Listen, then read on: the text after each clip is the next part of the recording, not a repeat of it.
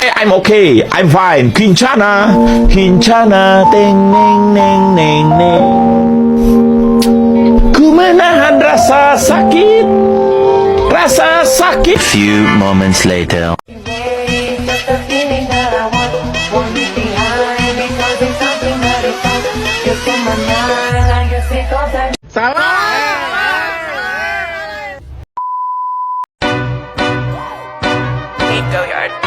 I got so much motherfucking design on right now. Break it down, bring it back, make it clap. I got 3 old thoughts, new block, where that thing. Bitches on my line, and you know. Assalamualaikum warahmatullahi wabarakatuh. Perkenalkan, nama saya Miftah Alia Widama dari kelas 3 CPG SD dengan NIM 2022-143098, mata kuliah Strategi Belajar Mengajar SD, dosen pengampu Ibu Desi Andriani, SPD AUD MM. Di sini saya akan memaparkan materi Strategi Belajar Mengajar SD yang saya ketahui. Baiklah, kita langsung saja mulai pada materi yang pertama. Apa sih itu yang dimaksud dengan strategi belajar mengajar SD? Mata kuliah strategi belajar mengajar SD adalah mata kuliah yang mengkaji tentang pengetahuan dan keterampilan dalam merencanakan dan melaksanakan proses pembelajaran yang efektif di SD, mengkaji hakikat strategi pembelajaran dan mengidentifikasi metode dan media yang tepat untuk siswa SD, serta mengelola pembelajaran dan mengelola kelas. Materi selanjutnya, apakah seorang guru perlu memahami strategi dalam proses belajar mengajar SD? Strategi belajar mengajar perlu dirancang dan diterapkan guru ketika akan dan saat melaksanakan pembelajaran. Dengan strategi pembelajaran yang baik, tentunya akan dapat dihasilkan pembelajaran yang maksimal. Siswa dapat belajar dengan nyaman karena gurunya mengajar dengan empati. Strategi menghadirkan hati, menyampaikan pentingnya materi untuk kehidupan masa mendatang bagi siswa, dan juga memahami bentuk-bentuk materi pembelajaran yang disampaikannya. Dengan pemahaman ini, guru dapat menentukan strategi yang cocok yang sesuai dengan bentuk materi, mungkin saja berupa konsep, fakta, dalil, atau rumus. Kita lanjut ke materi selanjutnya, yaitu prinsip-prinsip belajar dan pembelajaran. Dalam perencanaan pembelajaran, prinsip-prinsip dapat mengungkapkan batas-batas kemungkinan dalam pembelajaran. Dalam melaksanakan pengajaran, pengetahuan dan prinsip-prinsip belajar dan pembelajaran dapat membantu guru dalam memilih tindakan yang tepat. Selain itu, dengan prinsip-prinsip belajar dan pembelajaran, ia memiliki dan mengembangkan sikap yang diperlukan untuk menunjang peningkatan belajar peserta didik secara efektif dan efisien. Selanjutnya, A. Prinsip-prinsip belajar dan pembelajaran. Ada beberapa prinsip-prinsip dalam pembelajaran dan belajar, yaitu 1. Prinsip kesiapan atau red lines. Yang kedua, prinsip motivasi atau motivation. Yang ketiga, prinsip persepsi dan keaktifan. Yang keempat, prinsip tujuan dan keterlibatan langsung. Yang kelima, prinsip perbedaan individual. Yang keenam, prinsip transfer, retensi, dan tantangan. Yang ketujuh, prinsip belajar kognitif. Ke-8, proses belajar afektif. Yang ke-9, proses belajar psikomotorik. Kemudian yang terakhir, prinsip pengulangan, balikan, penguatan, dan evaluasi. Materi yang B, implikasi prinsip-prinsip belajar bagi peserta didik, dibagi dalam beberapa, yaitu 1. Perhatian dan motivasi. Yang kedua, keaktifan. Yang ketiga, keterlibatan langsung. Yang keempat, pengulangan. Yang kelima, perbedaan individual. 6. Tantangan. 7. Balikan dan penguatan. Implikasi prinsip-prinsip belajar ini tidak hanya berlaku bagi peserta didik, namun juga berlaku bagi pendidik atau guru. Baiklah, berikutnya kita akan masuk ke materi landasan psikologis dalam pembelajaran. Materi yang pertama, apa itu psikologis dalam pembelajaran? Landasan psikologis dalam pembelajaran adalah pemahaman dasar dalam ilmu psikologi yang digunakan untuk merancang, mengelola, dan memahami proses pembelajaran.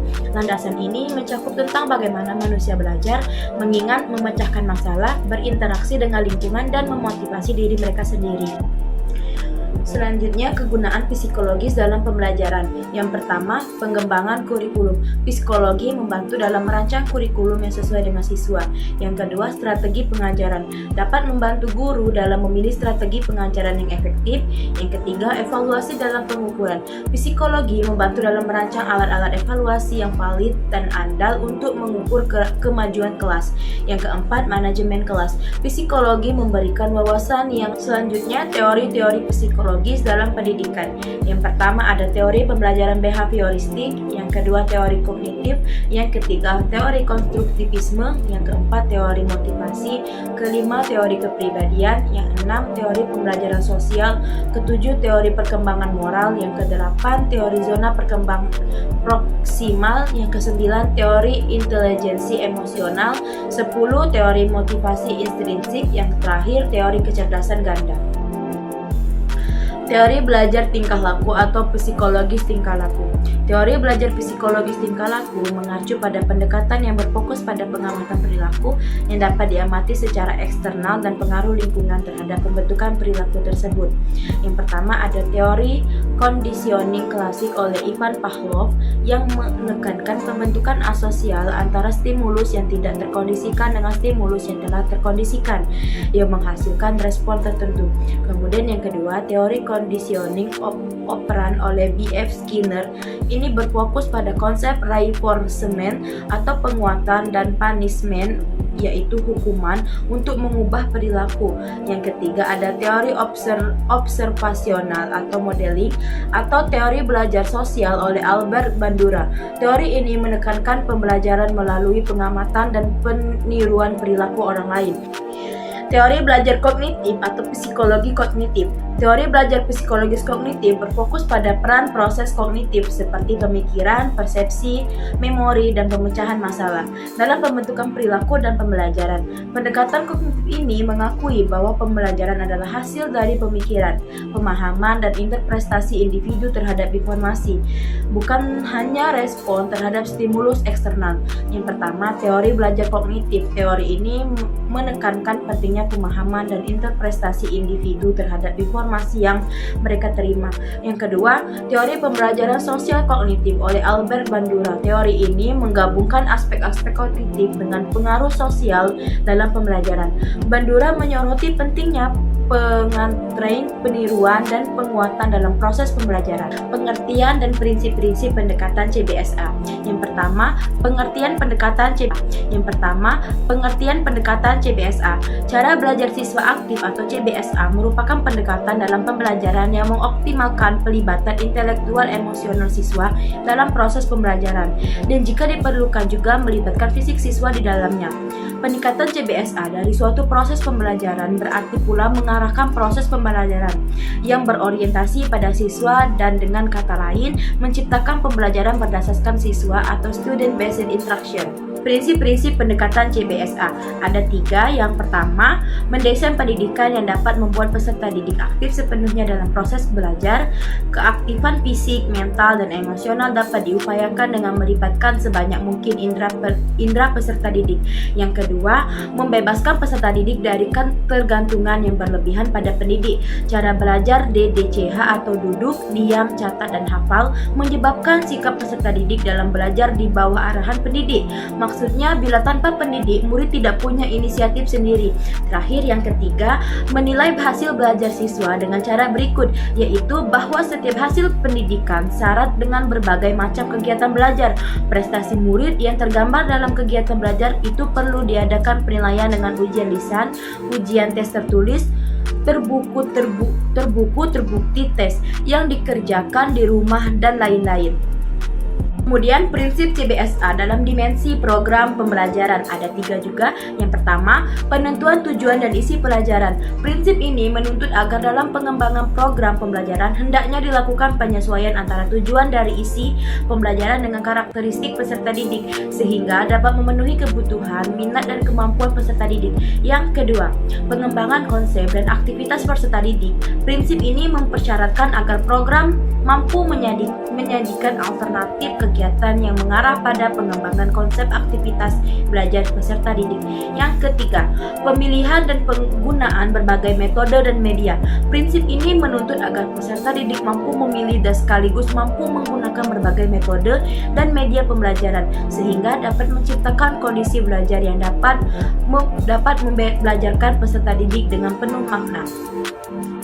Keterampilan proses dalam pembelajaran. A. Pendekatan keterampilan proses. Proses pendekatan keterampilan proses pada hakikatnya adalah suatu pengelolaan kegiatan belajar mengajar yang berfokus pada pelibatan siswa secara aktif dan kreatif dalam proses pemerolehan hasil belajar. Pendekatan keterampilan proses dapat diartikan sebagai wawasan atau panutan pengembangan keterampilan intelektual, sosial, dan fisik yang bersumber dari kemampuan mendasar yang prinsipnya telah ada dari diri sendiri. Yang B, prinsip-prinsip pendekatan keterampilan dibagi menjadi 9 macam. 1. Kemampuan mengamati. 2. Kemampuan menghitung. 3. Kemampuan mengukur. 4. Kemampuan mengklasifikasi. 5. Kemampuan menemukan hubungan. 6. Kemampuan membuat prediksi atau ramalan. 7. Kemampuan melaksanakan penelitian atau percobaan. 8. Kemampuan mengumpulkan dan menganalisis data. Yang 9. Kemampuan mengkomunikasikan hasil. C. Implementasi pendekatan keterampilan proses. 1. Perorganisasian kelas. Perorganisasian kelas merupakan serangkaian kegiatan yang dilaksanakan guru dalam mengatur kelas. Yang kedua, metode dan teknik belajar mengajar secara garis besar.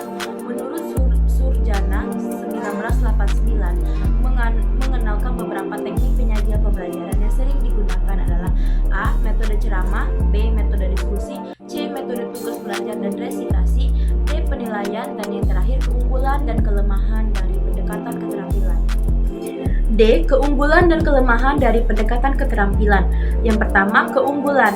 Keunggulan dalam pendekatan keterampilan dibagi menjadi beberapa macam. A. Memberi bekal cara memperoleh pengetahuan, hal yang sangat penting untuk mengembangkan pengetahuan di masa depan. B. Pendahuluan proses bersifat aktif dan cara memperoleh pengetahuan. Yang C. Peserta didik terlibat langsung dengan objek nyata sehingga dapat memenuhi pemahaman peserta didik terhadap materi pelajaran.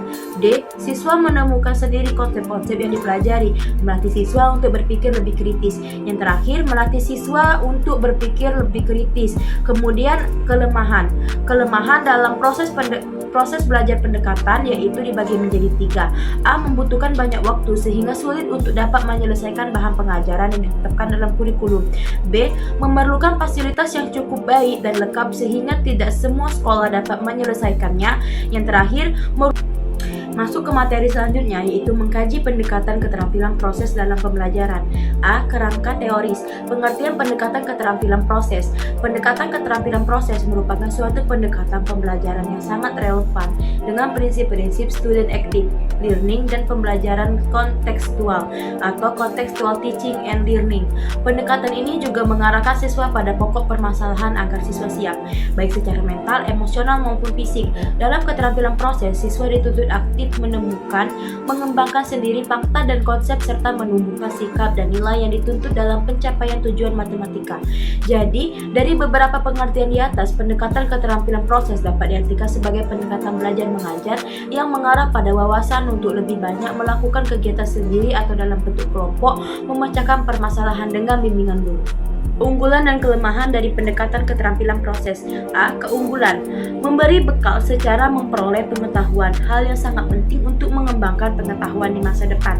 Yang kedua, pendahuluan proses bersifat aktif dan cara memperoleh pengetahuan. Yang ketiga, peserta didik terlibat langsung dengan objek nyata sehingga dapat mempermudah pemahaman peserta didik terhadap materi pelajaran. Kelemahan. 1. Membutuhkan banyak waktu sehingga sulit untuk mendapatkan penyelesaian bahan pengajaran yang ditetapkan dalam kurikulum. 2. Memerlukan fasilitas yang cukup baik dan lengkap sehingga tidak semua sekolah dapat menyelesaikannya. 3. Merumuskan masalah. Menyusun hipotesis, merancang suatu percobaan untuk memperoleh data yang relevan adalah pekerjaan yang sulit. Tidak semua siswa mampu menyelesaikannya. Keterampilan proses ialah pendekatan pembelajaran yang bertujuan mengembangkan sejumlah kemampuan fisik dan mental sebagai dasar untuk mengembangkan kemampuan yang lebih tinggi pada dari siswa. Materi selanjutnya yaitu metode mengajar yang berpusat pada guru. Selanjutnya, pengertian metode pembelajaran yang berpusat pada guru. Metode pembelajaran berpusat pada guru adalah perencanaan pembelajaran dan instruksi berpusat pada guru. Dalam metode ini, seorang pengajar berperan dalam memberikan bahan ajar untuk para peserta didiknya. Pada metode pembelajaran berpusat pada guru, guru tidak hanya menguasai kelas secara monoton, namun guru harus cenderung mengaktifkan pemahaman siswa. Dalam hal ini, guru perlu melihat 3 komponen penting dalam melaksanakan metode, yakni Satu, menciptakan sasaran behavioral atau perilaku. Yang kedua, menganalisis tugas. Tiga, menyusun taksonomi instruksional. Artinya, gurulah yang lebih berperan untuk kelancaran proses belajar mengajar dalam kelas. Jenis-jenis metode pembelajaran yang berpusat pada guru. 1. Ceramah. Guru menjelaskan atau menyajikan kepada siswa tentang suatu topik tertentu. Siswa mendengarkan dan mencerna informasi. 2. Demonstrasi. Guru memberikan ilustrasi atau contoh tertentu suatu konsep atau keterampilan, kemudian siswa mengamati dan memahami prosesnya. 3. Diskusi terpadu. Guru memimpin diskusi di mana siswa didik berpartisipasi dengan pertanyaan dan jawaban yang telah disiapkan sebelumnya. Keempat, memberikan pekerjaan rumah. Guru memberikan pekerjaan rumah atau tugas kepada siswa dan harus menyelesaikannya di luar kelas. Yang kelima, latihan. Siswa melakukan latihan berulang dalam situasi yang dikendalikan guru, seperti latihan matematika atau ejaan. Metode mengajar yang berpusat pada siswa.